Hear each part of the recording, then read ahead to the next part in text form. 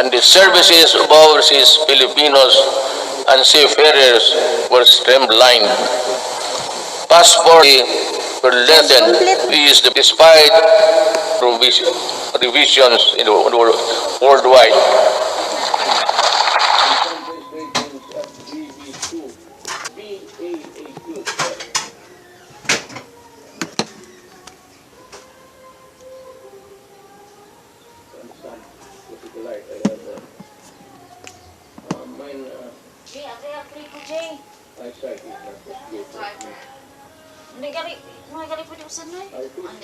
Talakin na po niyo. Atakin ako.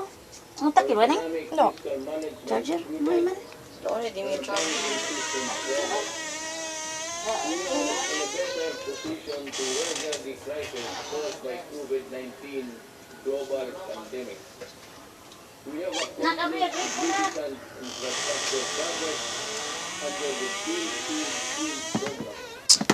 I will not dwell lengthily on the nitty-gritty over infrastructure accomplishments. Now,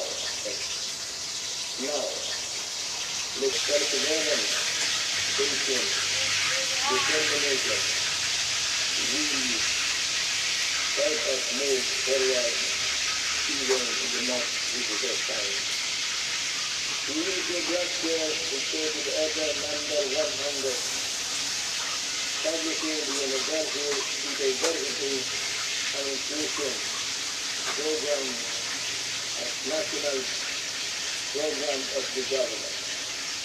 We want to end discrimination of persons on the basis of age, disability, ethnicity, sexual orientation, and gender identity and expression, and other characteristics. My administration always believes that freedom from illegal drugs, terrorism, corruption, and criminality is itself a human rights violation.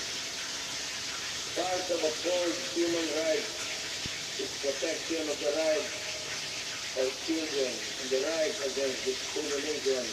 Very last year, I signed Executive Order number 92, creating the National Council against child labor.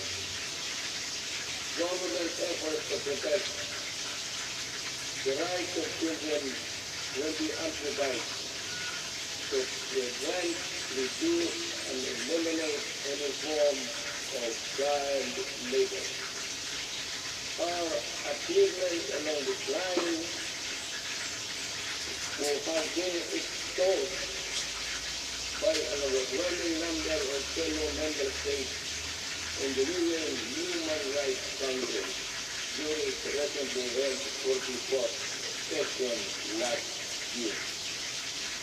Rest assured that we will not stop our obligation to fight for human rights.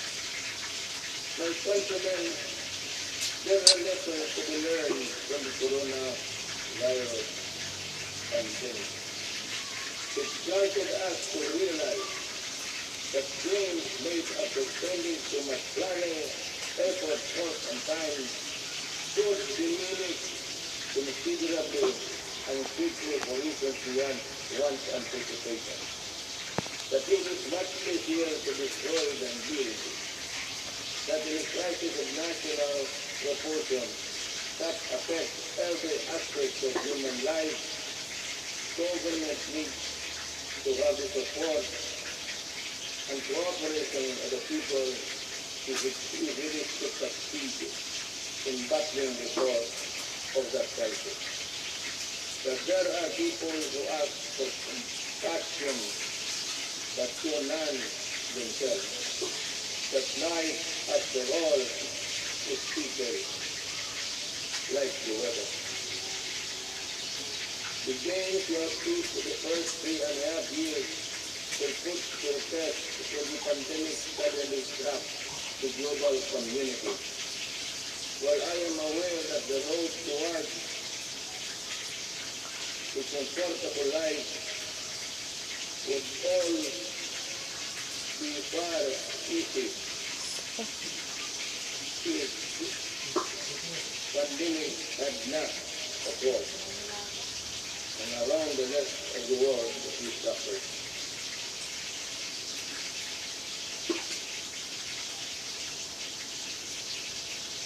The global scale and socio-economic impact of COVID-19 pandemic has been unprecedented. Yet, in the growth of its global health emergency, we have been able to withstand the headwinds generated by this coronavirus. In this regard, I would like to express my gratitude to all those who made possible the steady supply of food, water, basic utilities of our households.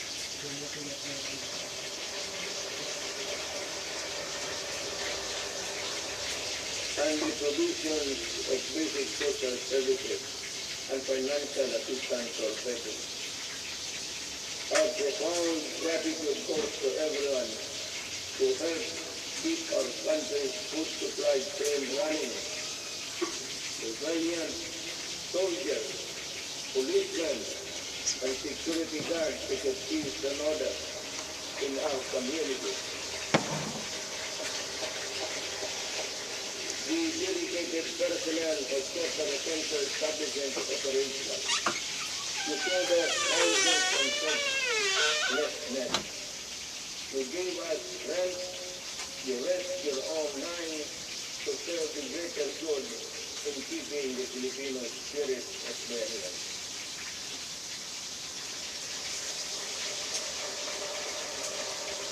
I also thank the men and women of the Interagency Task Force on Emerging Infectious Diseases and the National Task Force against COVID-19 for all the countless hours spent to keep the pandemic in check and for all the effort that's made to ensure the safety of our people.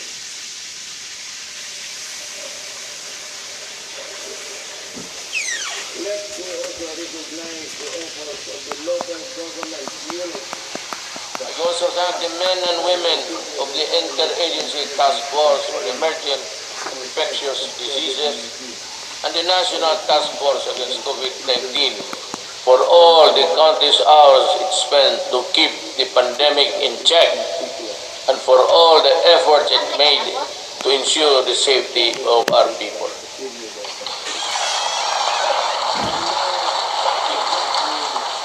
Let me also recognize the efforts of the local government units that step up and initiated their own response measures to contain effects of COVID-19 and its impact to their constituents have been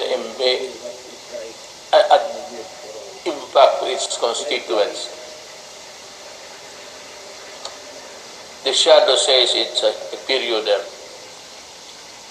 I know exactly the difficulties you are undergoing. I pray that the officials of each LGU in our country, from the barangay to the autonomous regions, would set aside partisan politics and selfish interests to do what is right and good for all. Likewise,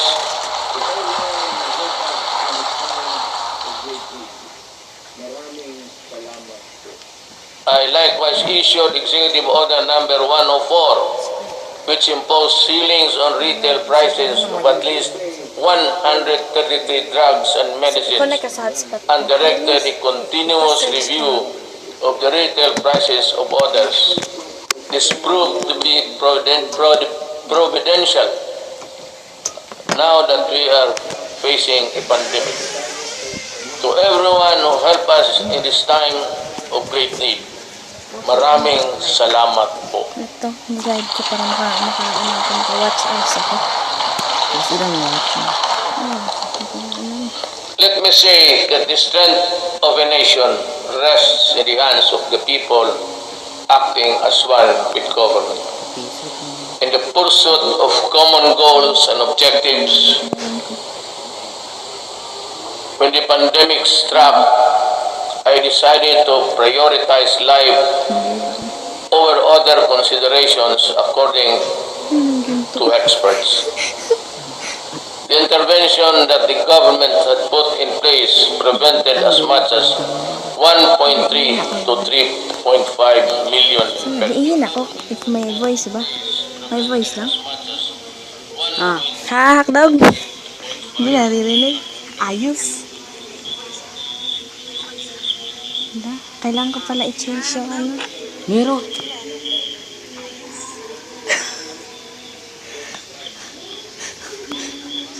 Up our testing capacity.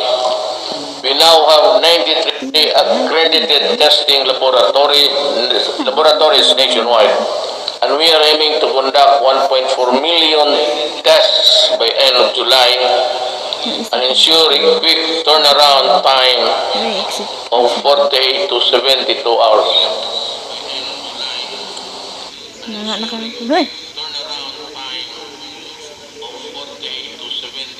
Ano kayong gagawin ko?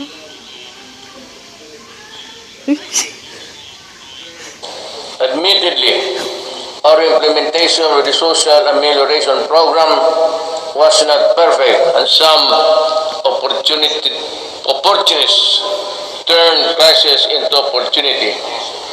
We will catch up with you sooner than you think.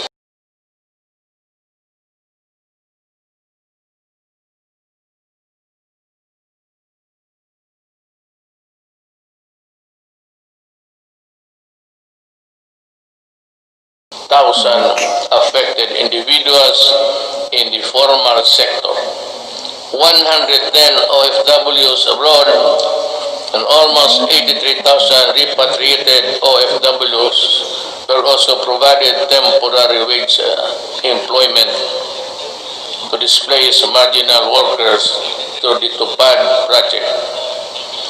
Our indigent senior citizens 2 views lang ako. were also provided with a stipend Isa lang na yung comment ko. for the rest of the semester Siguro.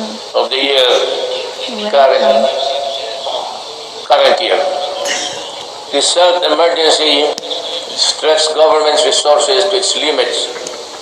In response to the Office of the President, worked closely with Congress for the quick passage of the Bayanihan to Heal as One Act. May I again reiterate my thanks to you, the men and women of Congress, for the effort you invested in passing that law. I hope that we can get some or the same treatment of Ito na lang. Walang kasi sikat yung channel. clarity, purpose. Wanted us to realize that gains made after some or the same treatment of clarity, purpose, and the fastness to support the passage of the Bayanihan Recover to Act as One, which is supplement funds for recovery and response against the pandemic. We must facilitate the country's economic recovery. I call on Congress to fast-track the passage of the proposed measure, such as the Corporate Recovery and Tax Incentives Enterprises or CREATE Act. This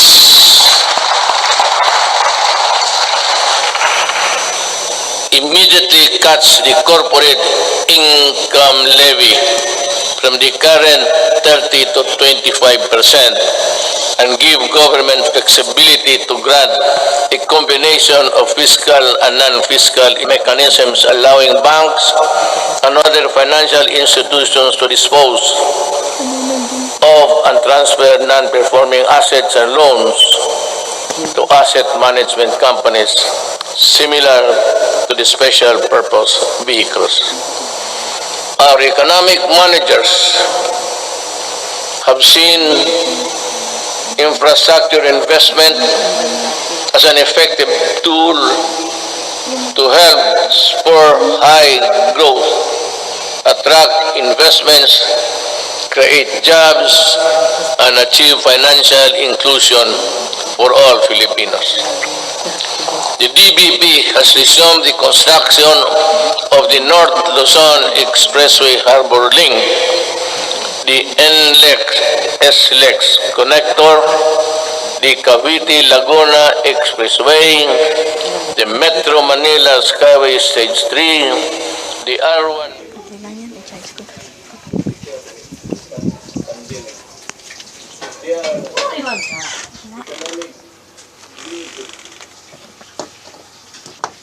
economic benefits about stability in the urban centers, particularly Manila.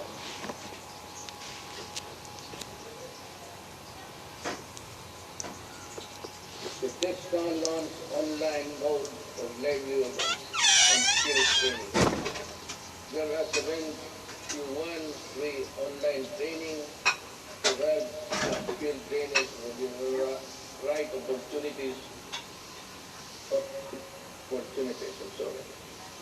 I asked TESDA to come up with special training programs to retool our OFWs so they can find employment opportunities here and at home. I am also going on to check for scholarship programs for the qualified dependents of our OFW. I direct the Department of Agriculture and Entrepreneurship projects to help displaced OFWs rebuild their livelihood. Further, I ask the Land Bank and other government financial institutions to continue providing low interest loans to our OFW. Sa mga kababayan ko na naghihirap sa ibang bansa, nandito na ang inyong gobyerno para matulungan kayo at inyong mga pamilya, lalo na sa panahong ito.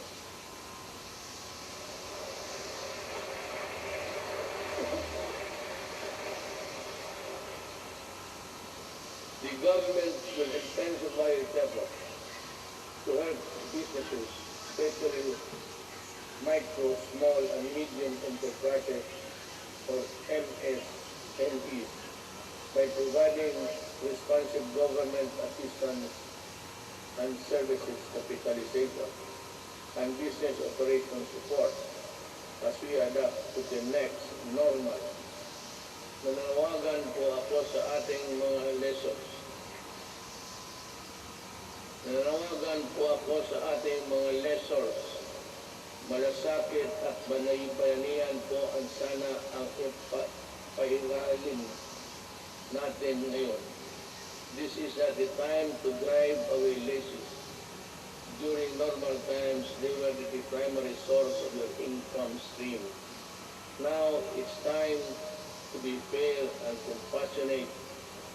Come up with an amenable arrangement with your tenants. Huwag po natin silang pagtabuyan, tanggalin ang tubig, kuryente at bubong. Commercial establishments are requested to give grace periods to allow deferment of payments, especially for MSMEs that will force to close down during the quarantine period. Let us help them recover.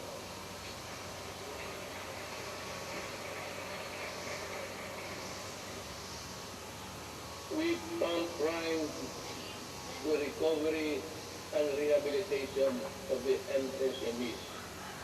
The GTI to the Small Business Corporation set up the Philippine 1 billion COVID assistance to restart enterprises or CARE program to provide zero interest loans for MSMEs affected by the pandemic as of July 10, 2020. Over 2,600 loans applications worth more than 182.5 million have been approved We are optimistic that this initiative will help our MSMEs stabilize and recover from their losses. I also join the Bangko Sentral ng Pilipinas and the banks operating in the country to provide regulatory relief for our MSMEs and allow loan payment extension without incurring penalties and charges.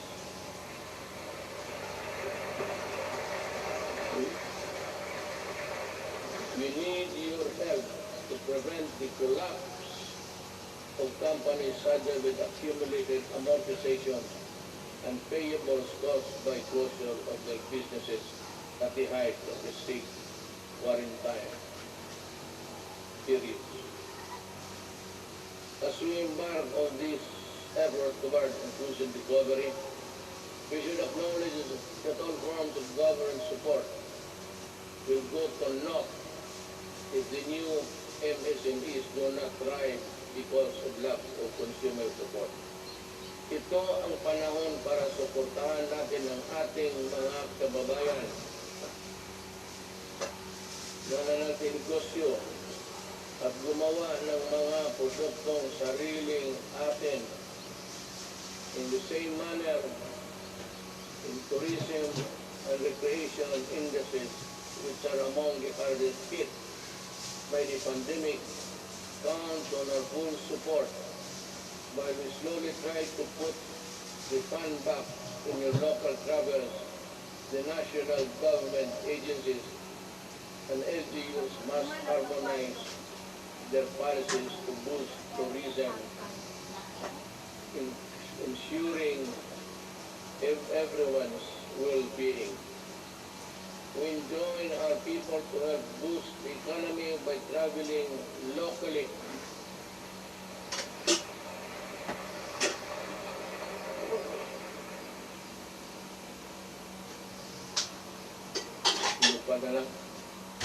Once the necessary systems are in place. The DOST offers its enterprise technology upgrading program to enable businesses to access training that will help them transition to online and contactless operation. Now more than ever, we need to protect our consumers. I direct the Department of Trade and Industry and to coordinate strategies between public and private organizations in building a fair, safe, resilient, and sustainable economy. Commerce and industry. But major economic activities take place in borderless environment with the meager regulatory controls. They expose consumers to various risks related to security, data, privacy, and misrepresentation. We must patrol the country's cyberspace and enforce online consumer and data protection and privacy law. We must run after online scammers and those undermining the people's trust on the online transactions. We must continue to protect Filipinos in the normal and remind the world about stewards of data. I am committed to protect both physical and digital lives of our law-abiding countrymen.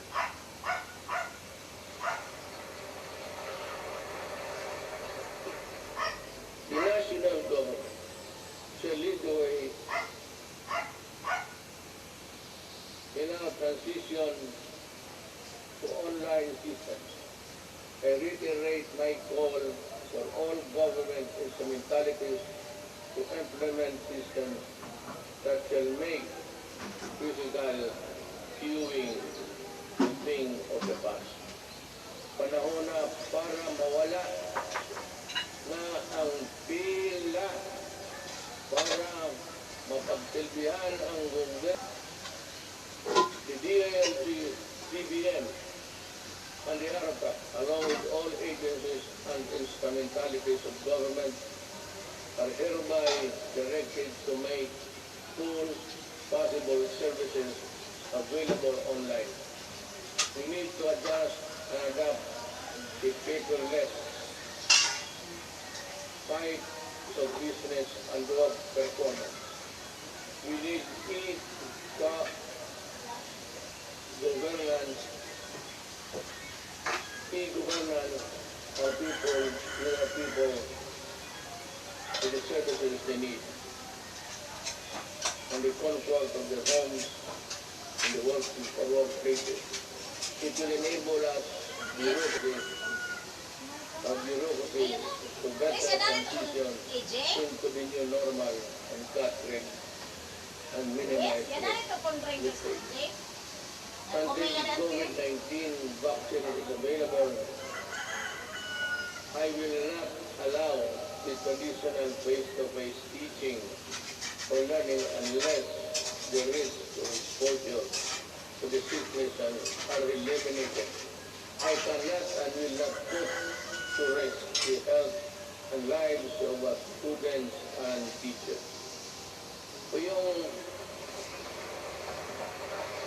So about 2 weeks ago, I seem to have said that I would allow the face-to-face classes to resume. But we were talking actually of January, because my thinking is that by September we would have the vaccine. How to get it from the producer or from other governments is really something which we have to deal with, because everyone, it's a global need, and everyone will go for it. But let me just mention it in passing that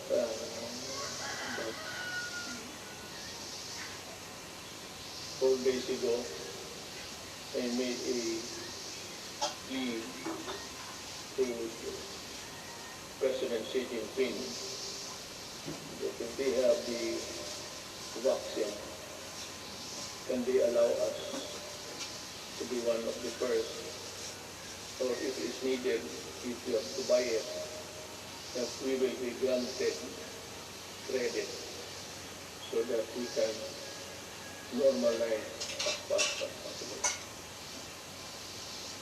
Life that is lost forever. Courses that are not substantial can be supplemented. Education that is delayed can be recovered. We must implement online learning, modular learning, and TV and radio-based broadcasts, which students coming from different backgrounds can avail. They provide the printed modules for those who cannot afford online learning. In support of the learning continuity program, the blended learning, we plan to increase the number of schools with ICT equipment in the coming months. The DepEd and the DITC are building up the public education network or trend that will connect all public schools and DepEd offices nationwide. We will prioritize the connection of all last-mile schools and those with no electricity supply and have it via satellite and energized via solar panels. By 2022, before I step down, the pen shall be realized.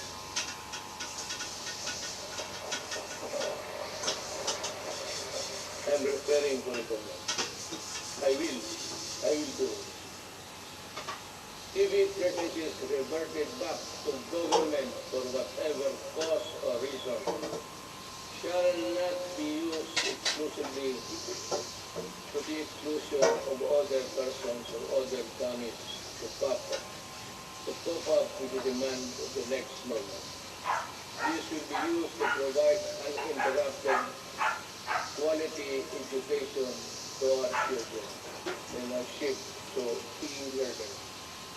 I am directing Secretary Guevara, Secretary de la Peña, and Secretary Manasan in collaboration with Secretary Yunes and Secretary Abisado, together with Secretary Dominguez, to come up with an integrated program and implementation mechanism to ensure that these TV vacancies are fully utilized by government. The facilities of the PTV4 to the utmost benefit of the Filipino people.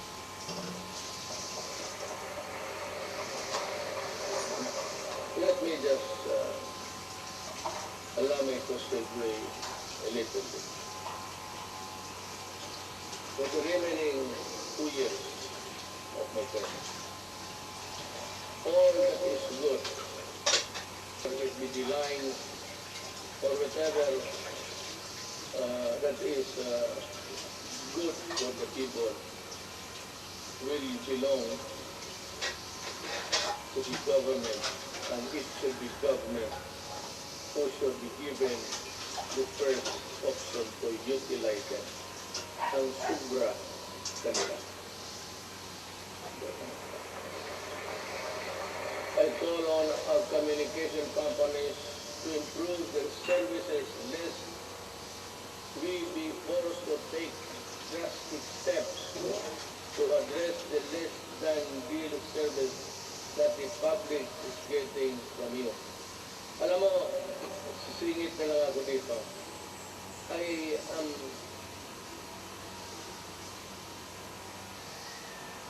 sometimes your government picture to be weak and incompetent because we cannot really force our mandate.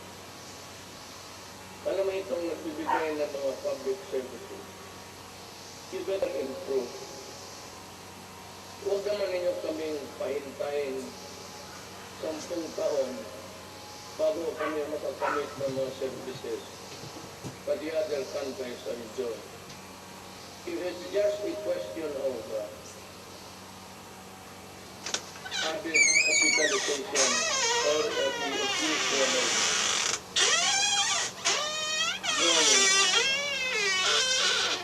go and look for it. Maghanap kayo because if you are not ready to improve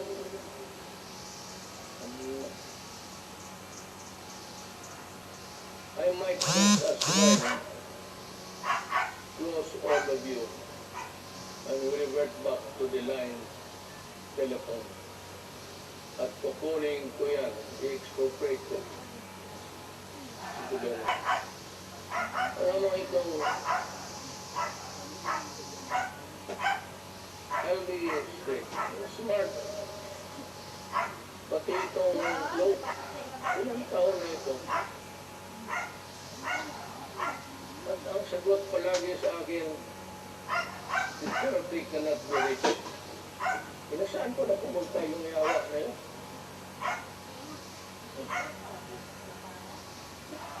Kung gano'n lang naman ibigay niyo sa amin, we are a republic, a sovereign country. Bear that in mind because the patience of the Filipino people is reaching its limit. At I will be the one to articulate the anger of the Filipino people. And you might not want what I intend to do with you. Kindly improve the services before December. I want to call Jesus Christ to Bethlehem. Better have that line cleared.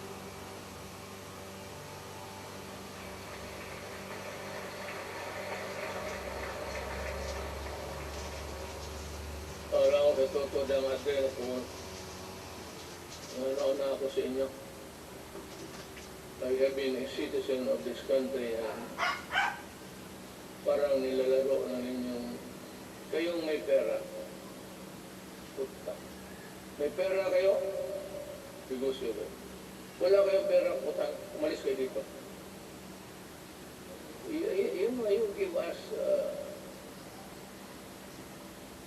half bills, half go transactions, losses, tapos ang tao nagbabayad. Because I will work by December. I have 2 years. The next 2 years will be spent improving the telecommunications of this country. Without you, I will find a way.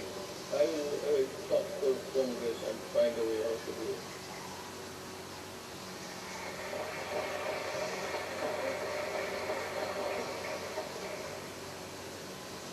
Last year I said that distributing economic business activities is imperative to a country's sustained and equitable growth. Today I reiterate that statement. I issued Administrative Order Number 18, directing concerned agencies to strengthen the development of special economic zones in areas outside Metro Manila. I also issued Executive Order Number 114 to institutionalize the Balik Provincia Bagong Pag-asa program. This consolidates and encompasses existing economic and social welfare programs, activities and projects toward the countryside. It is also an international agency council headed by Executive Secretary Salvador Meteldia, which will create the framework for the effective implementation of the project. Kung hindi ninyo ako naiintindihan, kung basa ko, mas lalo ako.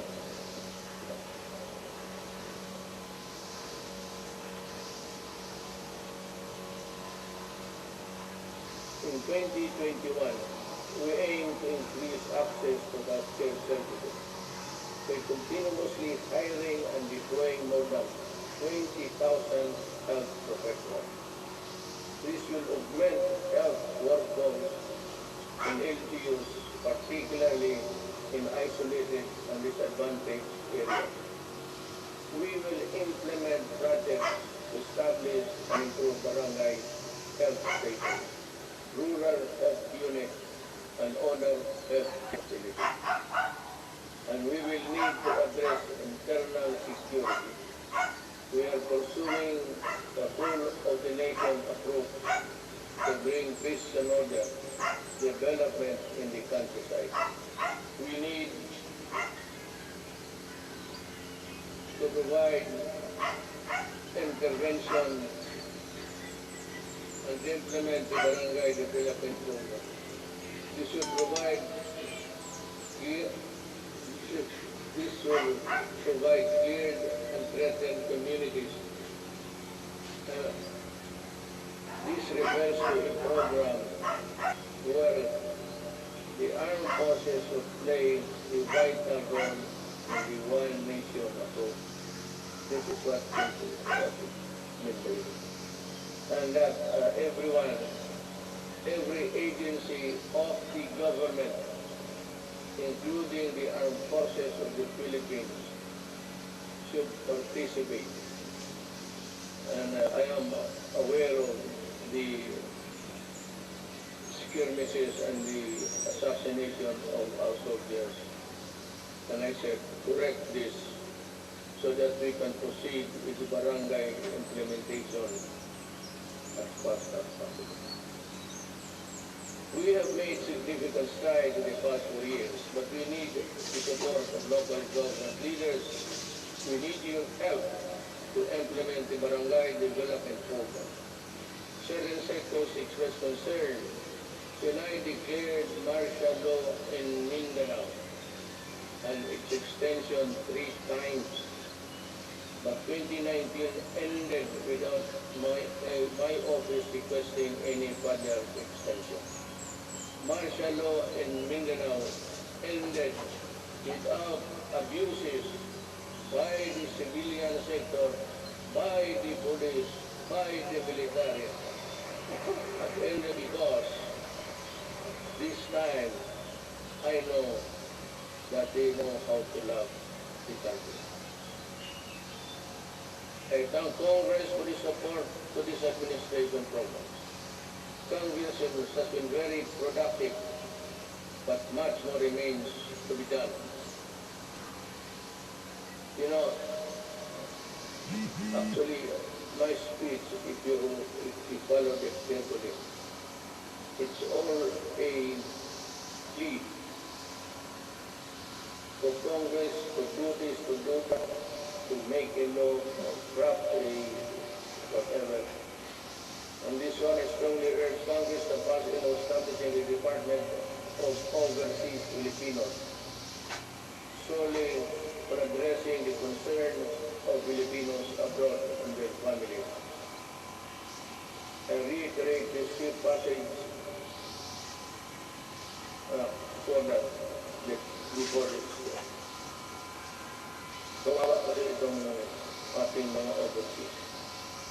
If it's only an officer in the labor, we are over war or for whatever reason, their needs, their needs are not really attended to with dispatch and good care. OFW, kasi itong ano ngayon, ito yung sabi kanina, I will go for it. We will need it to help them. I reiterate the swift passage of a law reviving the death penalty by lethal injection for crimes specified under the Comprehensive Dangerous Act of 2002. I did not hear so much clapping, so I presume that they are not interested. Wala ka?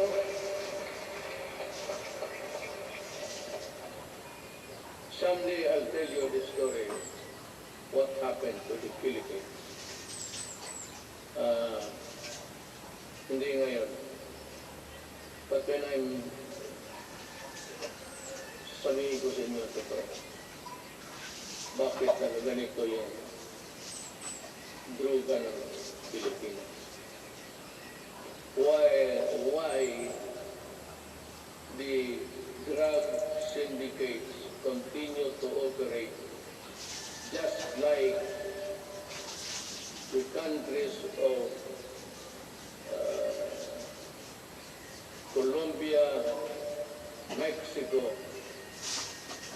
and it is being played inside the national network. Para tayong talagang binababoy tayo.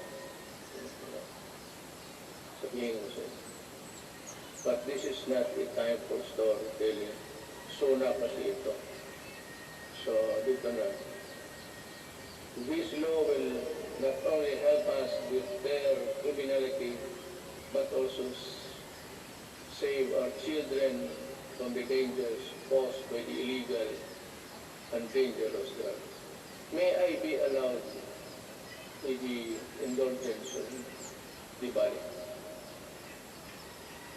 Itong bakit talaga ako galit sa droga. Let us make this a semi-formal speech. Alam mo kasi, 5 pamilya members o 6 o 7. Pagka bumagsak yung tatay to drug, the family crumble. There's no more home. Druga, only if he's receiving his salary sa trabaho sa Pantana, 300 a day. Tapos ang Cebu is sold at 2. He has about 100 to bring home. Kaya pag gano'n, nag-aaway-aaway na, ang mga bata hindi na pag-aral, iba, lugar na mga babae into early prostitution, kung ano-ano na yan. Hindi lang alam itong na this is happening all over the country every day. And what is really very tragic is this. When the family starts to crumble, with the more family home, and invariably, the wife would look for another husband would look for a job, usually, easily, doon sa abroad. At yung asawa, paalis, yung lalaki sa druga, yung mga anak, iniiwan sa kapitbahay, sa kapatid. And the ferocity of the loss of the Filipino family home in this place. Kaya kung anong nangyari nito, the wife works in the Middle East. I am not zeroing on any particular country, mind you. But alam naman, there are tribes in the Middle East which should allow rape as part of the territory of being a house. Kasama yan. Kasama talaga. So yan ang mahirap dyan. You have a wife that are being crucified, being used, magpadala ng pera, tapos ang mga anak, asan nasa Cebu na rin. Kasi these are the guys that the Cebu people would really, stick by them until it crumbles, the resistance.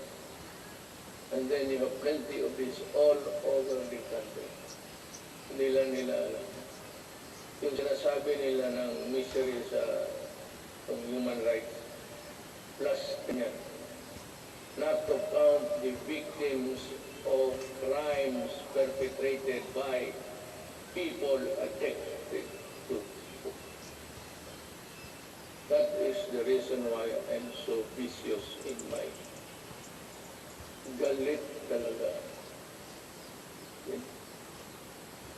Nilalaroan tayo. Well, I don't know. Any other president may, pero ako ayaw. Ayaw kong lalaroan ng Philippines. Do not do it in my country because I will really kill you. That is a commitment. Only safe, decent, and affordable housing is every Filipino's dream. But the housing market remains inaccessible to most of our continent. But you may call for Congress to pass the National Housing Development Bill and the Rental Housing Subsidy Bill. These will enable all Filipinos, regardless of social status, to live in decent homes where their families can lead meaningful lives. I also call on Congress to amend Republic Act number 10912 for the Continuing Professional Development Act of 2016. In time of great pandemic and sustaining of construction, Yakusiya ulam. professionals to undergo seminars is burdensome and not realistic. This must end. Ito pang isa. May mga profession. Singit ko na lang lahat because this is confidential. May mga profession na they would them to come to Manila to retrain and for another round of expenses. Itong mga seminar na ito, dapat na ito.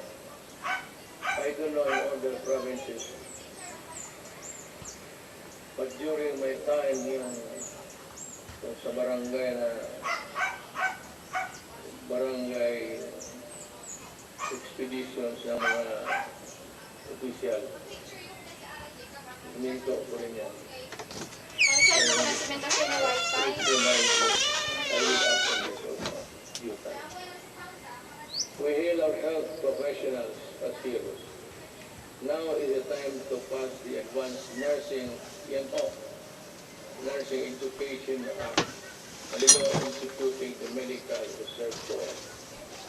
COVID-19 will not only be the last pandemic.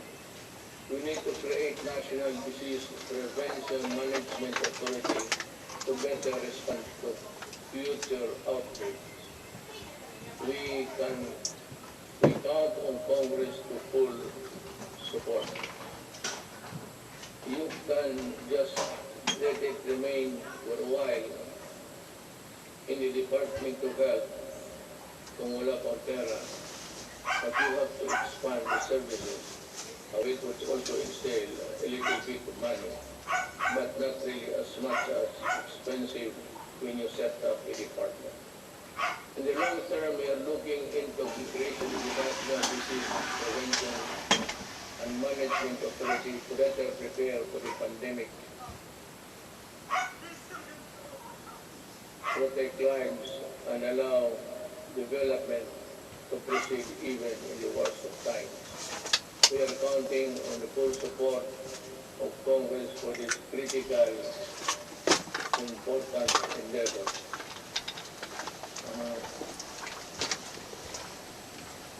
I don't know, but I leave it to Congress to really, it's another department. They're similar. It could be a multi-layer redundant thing between the health and the proposed department. I call on Congress to prioritize the passage of a law for the unified system of separation, retirement, and pension, and of the military and uniformed personnel, without, however, diminishing the benefits that our uniformed personnel are entitled to under existing laws. There is a need to adjust the pension system, which will be applicable only to the newly fired uniformed personnel, so as not to cause a ballooning effect against the budget of the military in the years to come, and yet maintain the pension benefits those already in service under the present law. This issue needs a solution now. Umpisahan natin ngayon para hindi na maging problema sa sunod ng mga taon.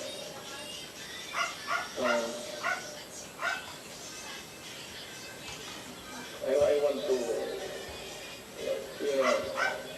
one of the, this is not politicking, I am not writing, I cannot write anymore.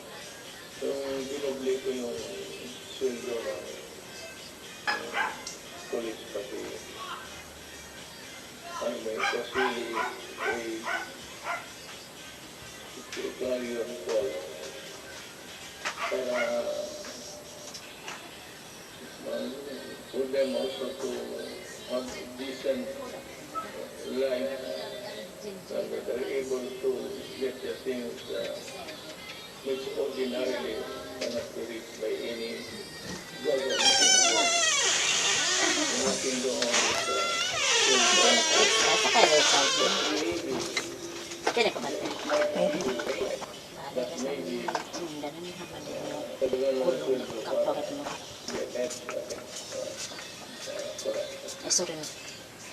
we must also modernize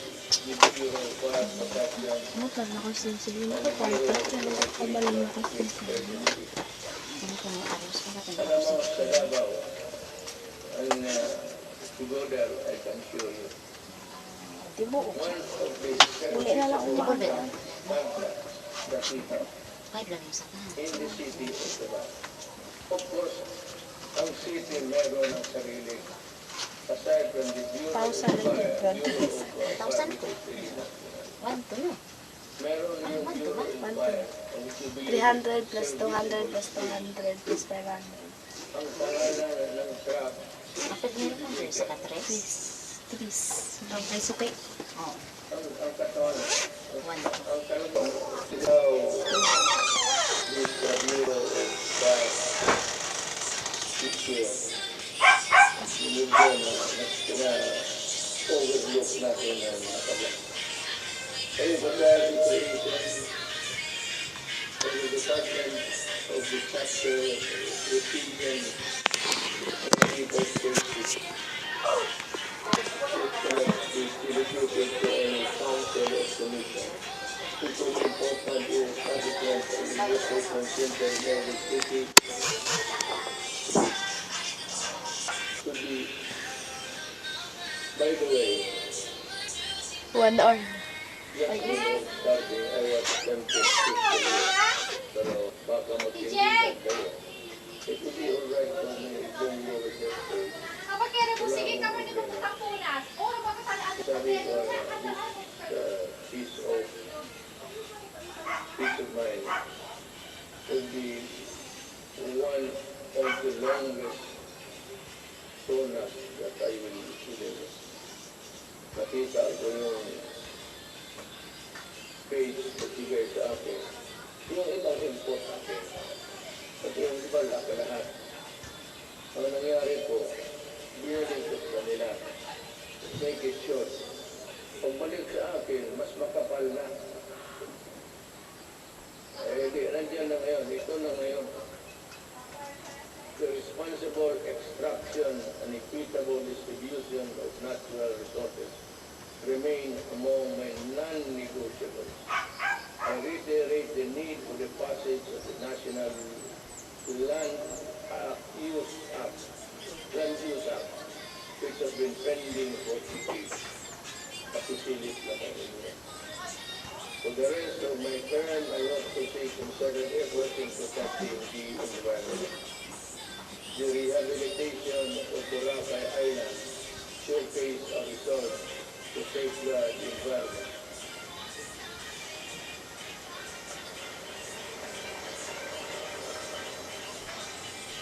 Boracay is doing well because of its scenery. Because it's coconut and black sand and white sand and water. Wala yan. Pero you add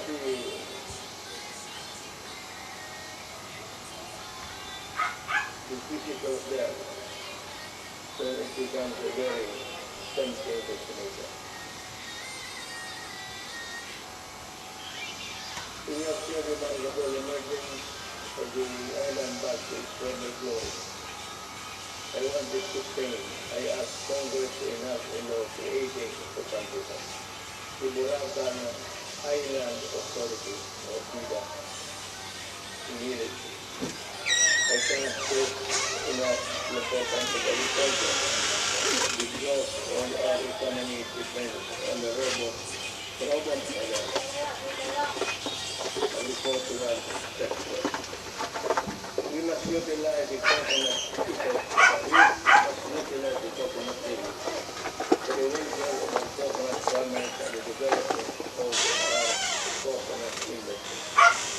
I urge everybody, both of the executive department of the that ito yung pera na nakuha doon sa secret service. Kung perang malaking ito, gagamitin ito for the problem is we can no longer trace who are the farmers who are victims. Marcos is the distant star. We do not know. Ako alam ko because we had elected people that was governed the development. Hindi na natin malaman kung sino ang may-ari. So I think Congress should look again and try to sort out how best the money can be utilized. I will not make any suggestion, but I leave it to Congress to decide what to do with it. So once again, urge both houses of Congress to pass the version of the bill establishing the corporate farmers trust fund. Tulungan natin ang ating mga magsasaka at hindi mawawala yung pera ilong niya. Diyos ko po. So anyway, we have learned so many lessons along the way. I am also requesting Congress to pass the Rural Agricultural and Fisheries Development Financing System. We aim to provide adequate, accessible, and formidable food, affordable food for every Filipino through the plant program. So the bill. I think this is appreciated. A few good men, two good regional directors, the dedicated workers down below could make this thing a success. Mas gali ito sa build. It's not problem. It is more of how you try to convey to someone to operate government for their benefit. This 66 billion agricultural stimulus package will help the agricultural and fisheries sector recover. I hope so. We need to build trust and confidence in online transaction, stronger protection of online consumers, and enabling measures for online business related to the enactment of an internet transaction act. This is very good.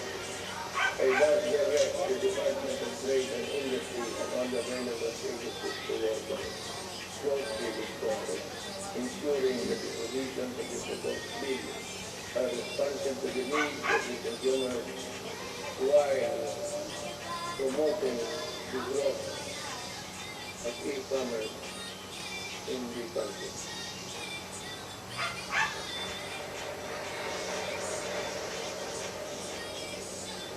If you are tired of shopping, you can see who I can make it your stop. But you listen then. On the part of that, the government will cover the government party. Both old and new.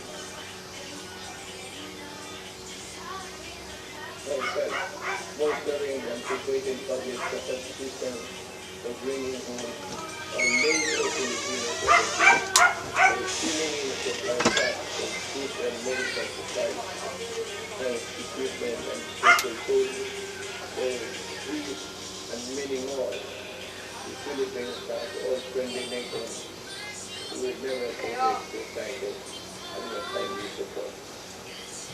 Pinasiyan ng diyan the Philippines, we will continue to work with partners to address global threats to ramp up cooperation to secure for our people's greater peace, progress, and prosperity. The Filipino nation claims its title place in the community of sovereign states. Thus, we will continue to pursue an independent foreign policy. Then I got my prepared speech.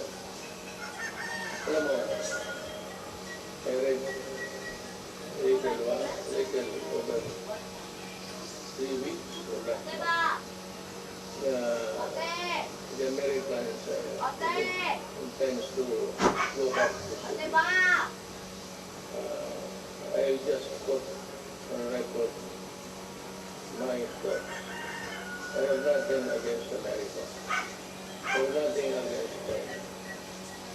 But if you put issues here, you double the spectacle of the most destructive. Just like Manila during the 7th of July, during the taking of the city. One of the most devastating cities in the world. Kaya maglagay-lagay ka ng base at this time. This will ensure if war breaks out, if there will be atomic catastrophe. This will ensure the extinction of the Filipinos. We work without fail to protect our rights in the South China Sea. Neither the border nor its bond to anyone. We broaden the boundaries of Philippine diplomacy. We build productive ties with everyone willing to engage us on the basis of equality and mutual respect. And we redefine our relationship to the most important partners, placing the country in a far better position to advance our interests in evolving regional order and emerging global threats. Now,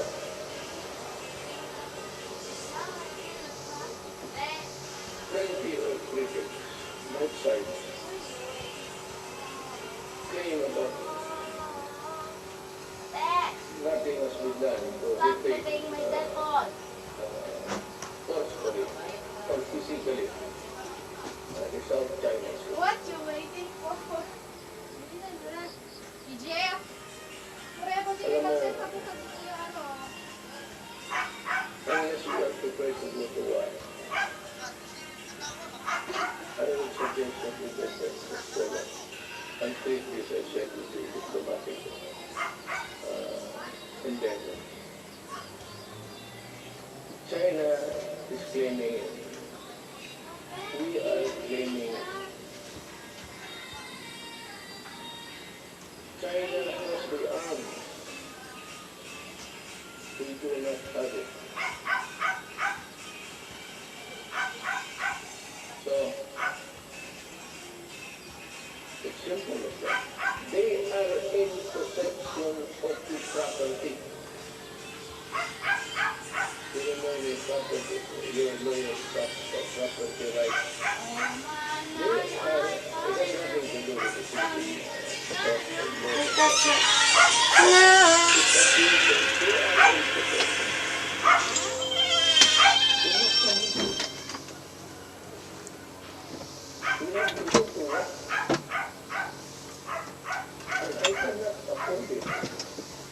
Maybe some other certain time, but I cannot.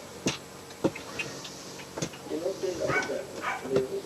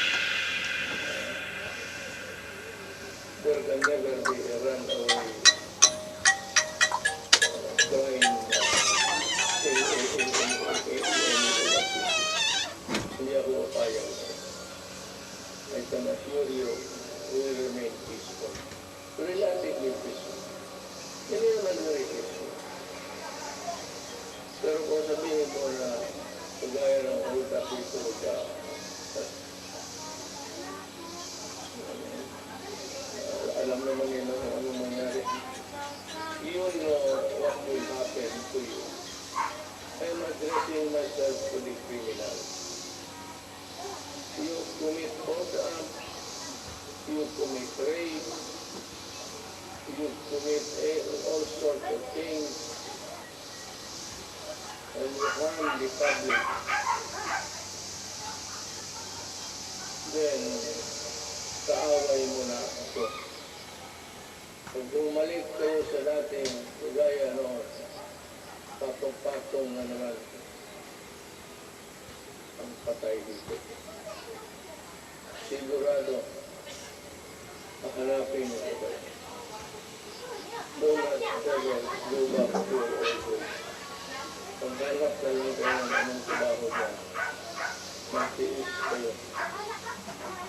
To open up the economy to pre-COVID-19 levels at this time is not an option because whatever good it can produce will only be government for the outweighed for the bad that will generate sometimes. Haste makes way. The recent absurd impression when you open little windows of resumption of business is proof of that. I am happy that I've got I see kita usap. in all the places we opened up to every issue. America is one. China, well, fortunately it was arrested in time.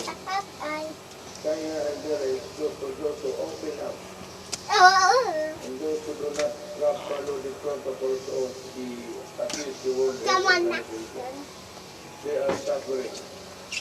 And they have a Garage. and America, kukulang sila lahat.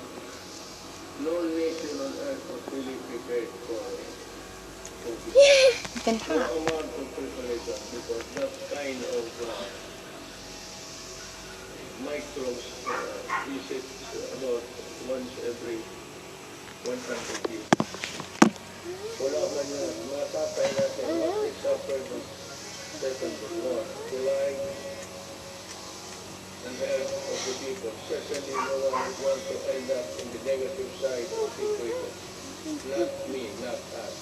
All I ask is that you continue to put your faith in your government and work with us in achieving what is best for the country and our people.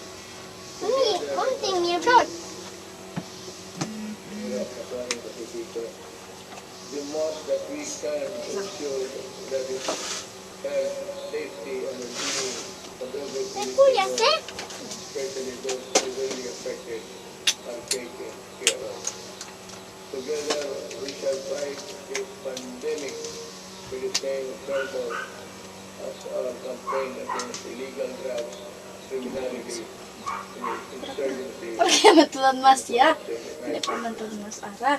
and entrenched parochial interests. Hindi pa mas ara. Lego pa gilante akit ang birthday. As a Okay. government order, Ay baliktad man se. and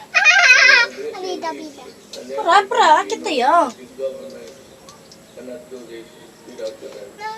More than ever, we need to re-establish the deep-seated division To tell me what you waiting for. Sabi sina. Hindi sabi. Tell me what you waiting for. Cause you already know what I feel about you. No one drinking waste that eating it. solidarity What you waiting for? You already know. from the Waiting for love. march in unison in our quest for life at the end of the tunnel. I appeal to each and every Filipino, let us take care of one another. Ito ang panahon para magtulungan. Hindi ang panahon para maglamanan. Lamang.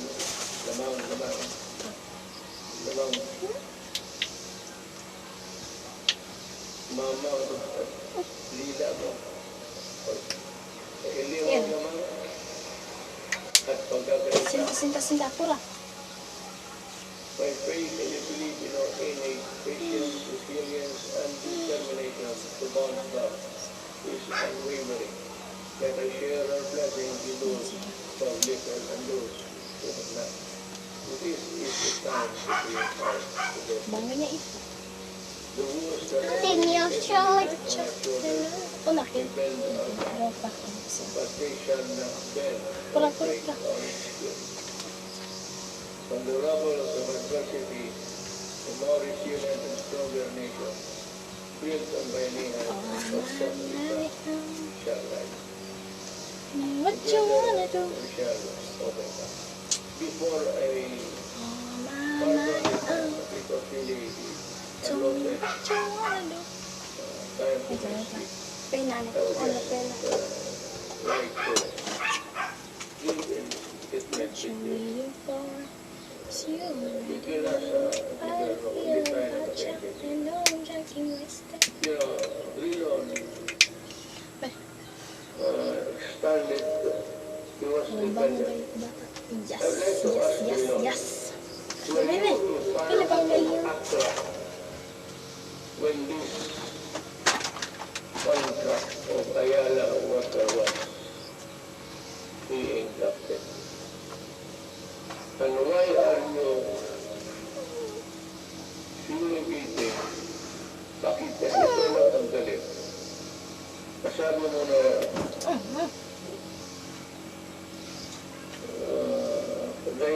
dynasty. You are a hypocrite. You know that you cannot pass an anti-dynasty law. Ikaw nandiyan sa Congress.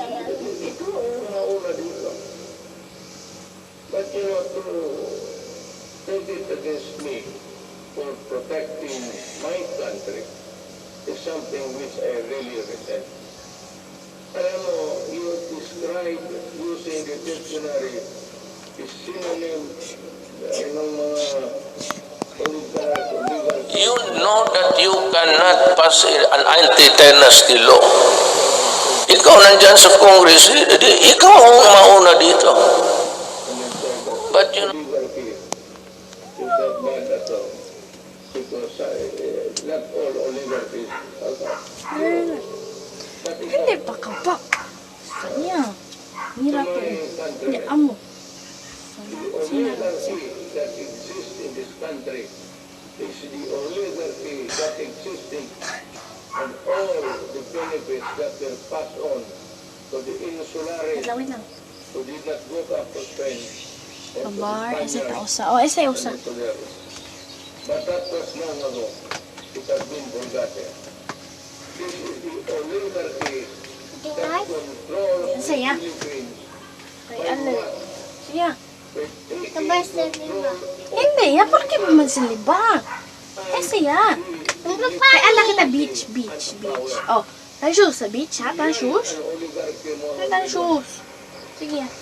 Saya. Kuya, ito. No ay shoes si kuya. Ese ya na usa. Oh. They have control. Look at Hindi, kel shoes. Ese ya. in your contract.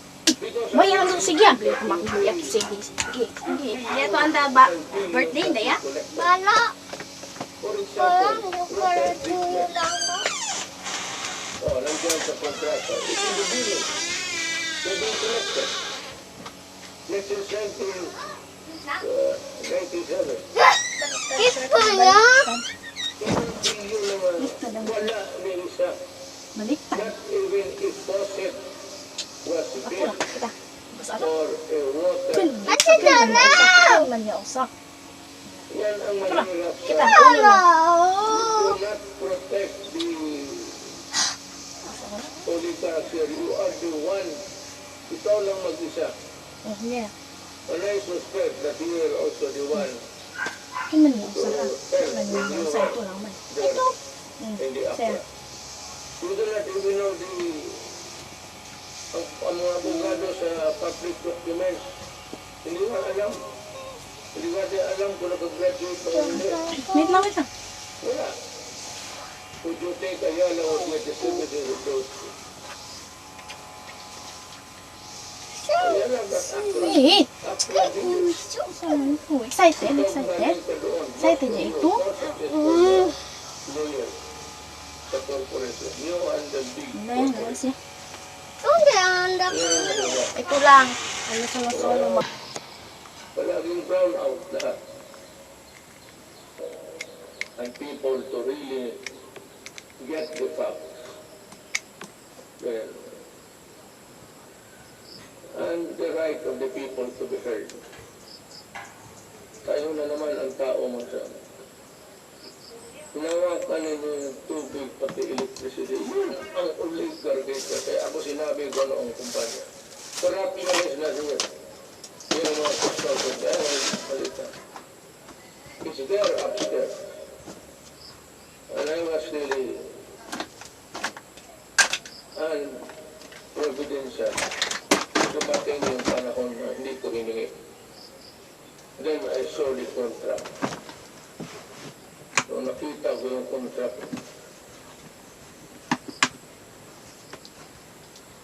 So yung linya na yung choice, yung linya ng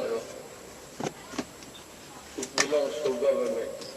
The best of the transmission lines, whatever, government gets it first before anybody else.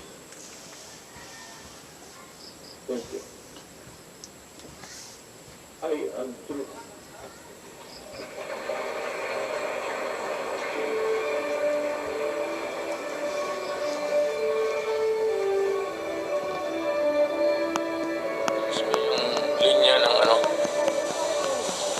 It belongs to government.